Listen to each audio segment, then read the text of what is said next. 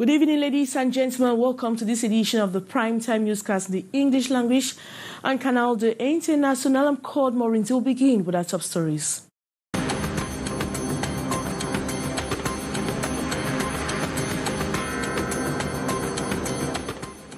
Cameroonians may in the days ahead begin paying for the COVID-19 tests themselves.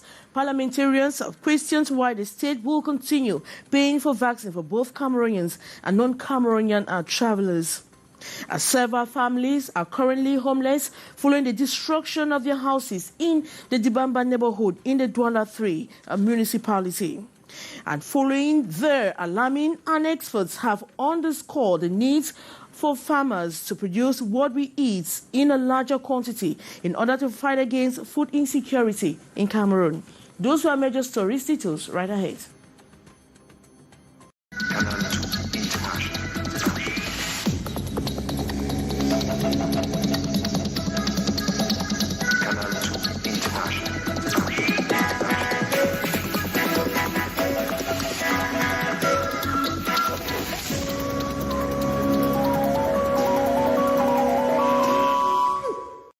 Good evening once more. Cameroonians will, in the days ahead, begin paying for the COVID-19 test themselves. Parliamentarians have questioned why the state will continue paying for vaccines for both Cameroonians and non-Cameroonian travelers.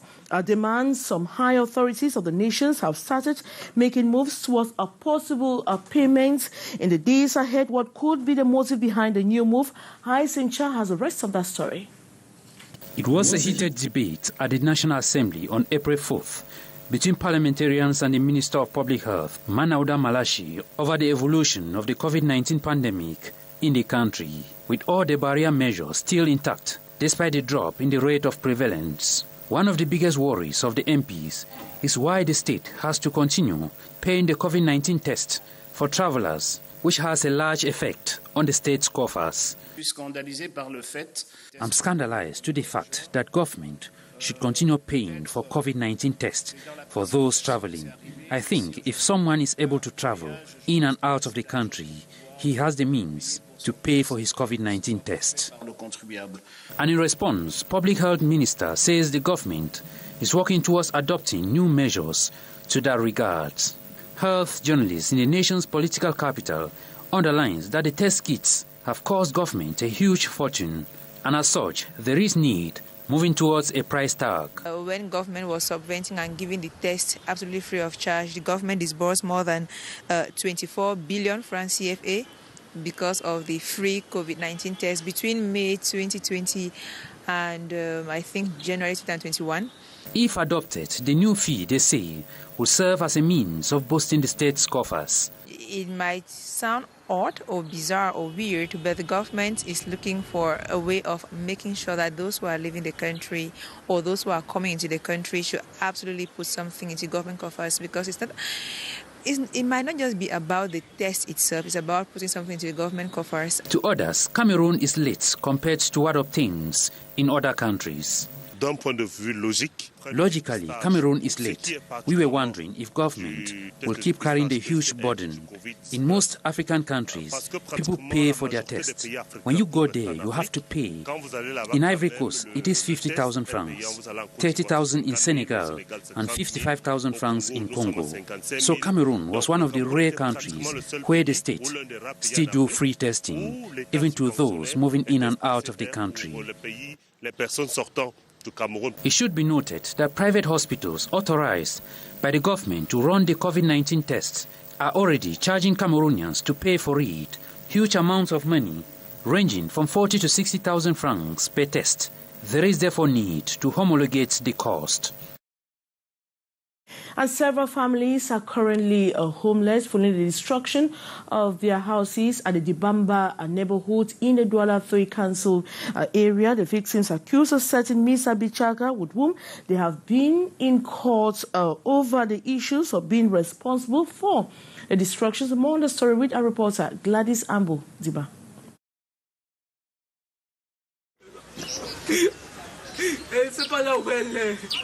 An expression of distress and frustration.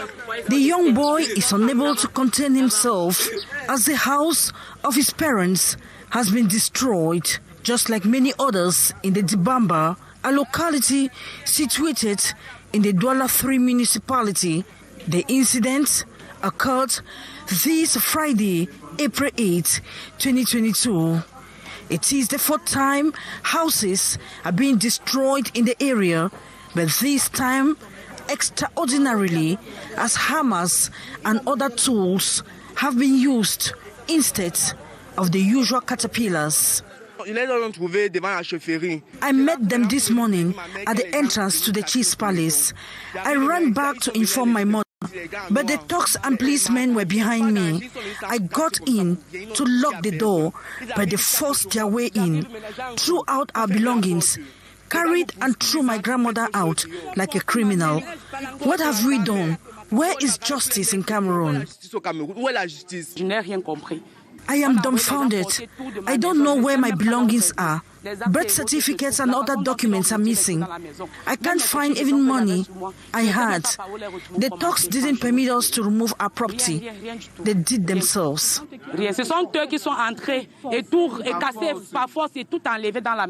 The victims say an individual whom they identified as Bichaka, who claims ownership of the land, is responsible for the destruction.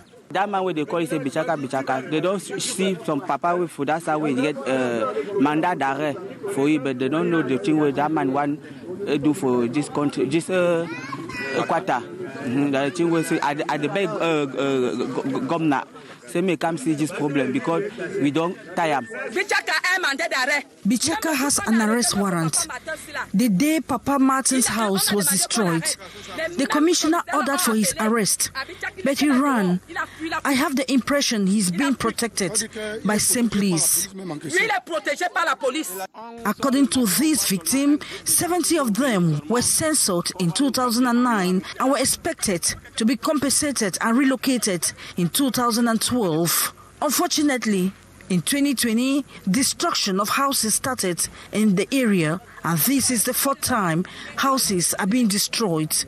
They claim they negotiated the piece of land with the local chiefs, whom most of them are dead. The victims had written to administrative authorities and taken legal actions, but the case is still pending. They are currently lamenting as most of them are homeless, wondering where they would settle without being haunted. Inhabitants of a Senga whose houses have been destroyed have decried authorities' silence over their plight. They live under inhumane conditions and stand a risk of being contaminated by diseases. They are wondering how they got to such a life of despair, no privacy, hunger. The order of the day. Several students have dropped out of school. More on the story with our reporter, Stephanie Chin.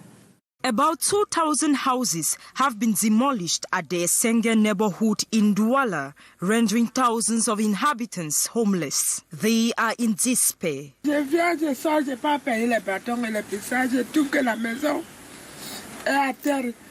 don't even know what to do. I went to buy foodstuffs. On my way back, everything was demolished. I couldn't get anything. The victims say their lives are in shambles as they have to cope with a dehumanizing new way of life. Feces deposited here and there because some have no access to toilets. Starvation is the order of the day. Laundry is done in plastic containers, same used for drinking. The squalid environment could be a breeding ground for the cholera epidemic and waterborne diseases. There are constraints on access to potable water caused by leakages on water pipes damaged in the demolition process. We have no potable water. We live here like animals. All what we need is to get water, no matter the condition. There are moments when water doesn't flow, so we only have to wait. In the face of this, they are asking themselves the question, where to go?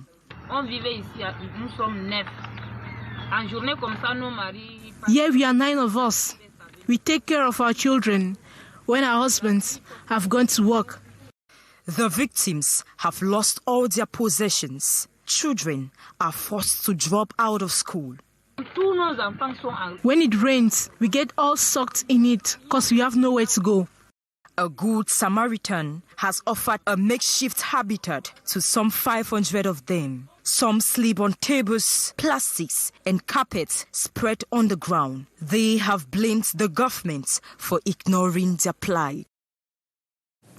Now, following the alarming rate of biodiversity loss, media professionals have been trained on a new approach to biodiversity conservation. The two-day training organized by WWF in Cameroon's economic city, Douala, to equip journalists on the needs to make conservation inclusive by putting people at the center. The training comes at a time when environmental issues fail to make headlines news despite threats. Regina Leketanda completes that story.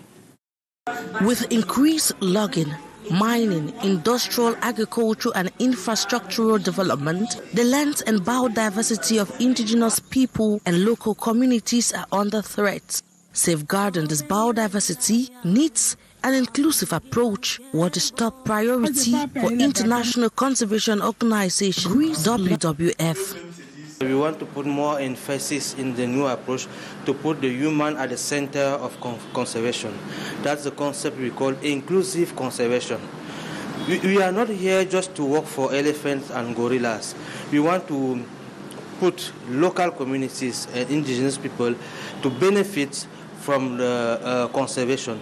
For 2 days, April 6 to 7, 2022, media professionals were drilled on this new approach of WWF to permit them better position their report on key axes of conservation. The workshop is coming at a time when environmental issues still hardly make headline news.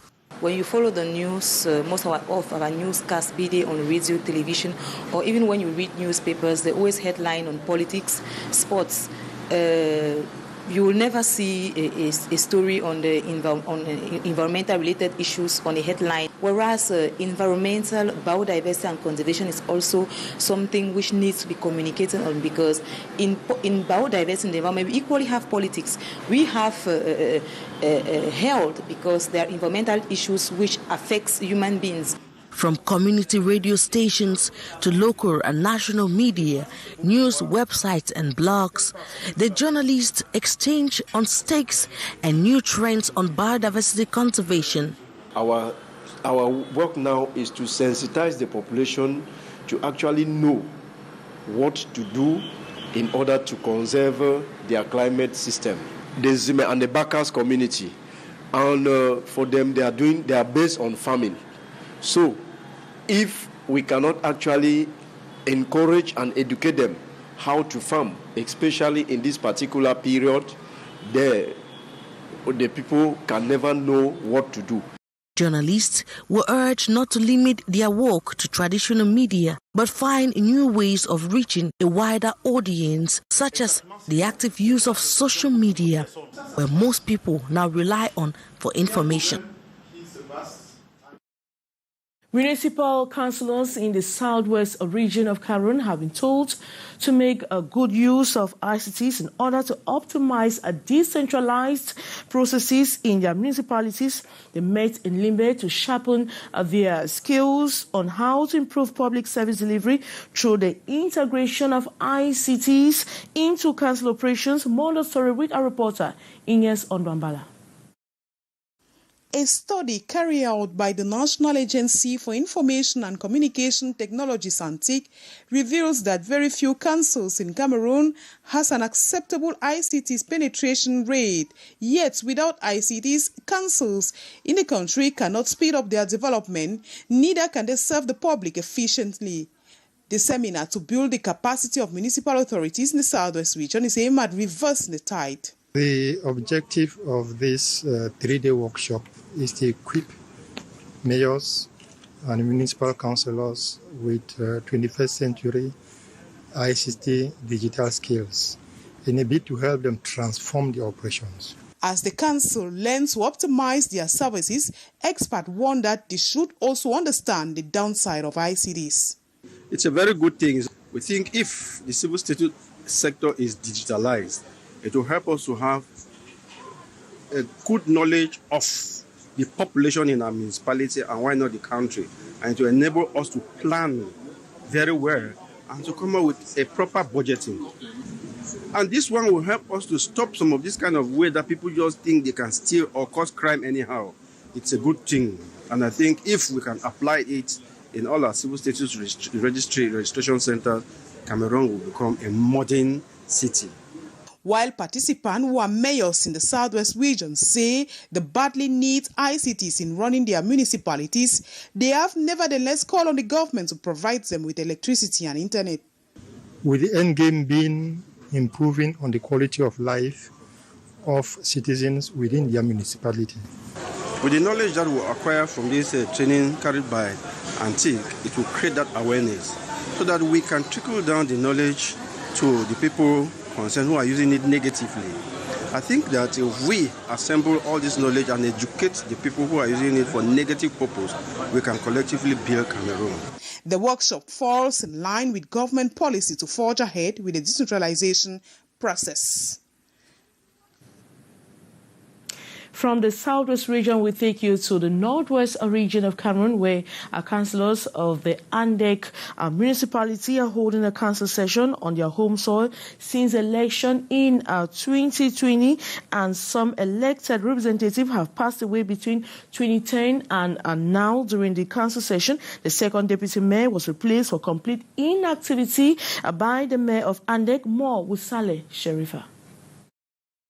It is the first time councillors of the Andek municipality are holding a council session on their home soil since the election in 2020. The recent administrative and stores account session made the quorum necessary for deliberations of the grassroots body. Some elected representatives having passed away between 2020 and now. Chairing the meeting in the new council hall in Andek in the presence of the parliamentarian Fonjikwa Ngi and Widikum Mayor Obango Heli expressed joy, hoping that future council businesses will emanate right from Ngi, which is at the center of Momo division. A session dedicated to the examination of the management account of Andek Council is holding here in Andek. But for all these years, we have been holding council sessions in Bamenda because of fear. And now people have braved the fear. We know about the recent happenings that the Amber General was killed in Guinea by the population. So it has made the elites, the councillors are beginning to see that peace has finally returned.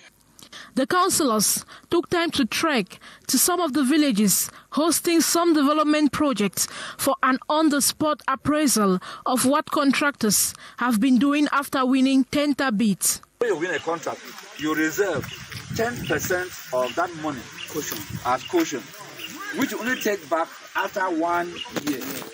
So this bridge, the 1 year is almost reaching, which before we pay that 10%, we want to see this place filled. A mayor is absent from his office.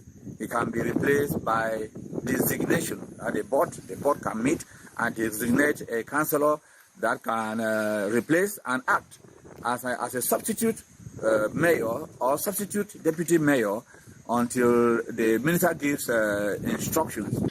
Due to the continuous sensitization through their community radio, there has been relative calm in Yi subdivision for some time now vis-à-vis the security crisis rocking many parts of the northwest region of Cameroon. Cameroon's movie industry is set to launch a new movie titled Bamboozle in Douala. The movie, acted in the United States of America, centers on the manipulative use of sex. The production team is using this opportunity to raise funds to assist IDPs, widows, and orphans. More with our reporter Stephanie Chin. A blockbuster hits Cameroon's movie industry. Produced by Dr. Belinda Babila, the movie Bamboozle would be premiered on Saturday, April 9th, 2022 in Douala at La Falaise Diamond, Bonanjo. the doors will be open by 3 for people to start coming in, but we kick off the red carpet at 5 p.m. precisely, and we'll go from there. April 9th is in Douala, La Falaise, Bonanjo. April 16th is in Yaoundé, La Falaise, Yaoundé. The production crew told Canal International that the proceeds from the film will be used to assist internally displaced persons who fled the conflict-stricken regions of Cameroon. We've sorted out appeals and sponsorships to companies around Cameroon. And if any of them are watching us today, we are still appealing that this is a movie for a cause. And the cause is what we're trying to build, a multi-purpose empowerment center, training and empowerment center in Mabanda Bonaberi to help our IDPs, to help the widows, to help the orphans. Deviant behaviors within the society is the main drive of the contents of the movie. So in this movie, we have explored the topic of sex as a weapon used by people for the purpose of manipulation for their own different reasons. It's a story of a US-based pharmacist, a hopeless romantic, so to speak, who search for love and an ideal balanced relationship leads her into this world that she did not know existed. You know, so it was a world of dark humor, of a world of relentless manipulation. Proud to this occasion, some prominent film artists from Nigeria are already in the country. This film comes to bring life to the Cameroon movie industry, which is still dangling.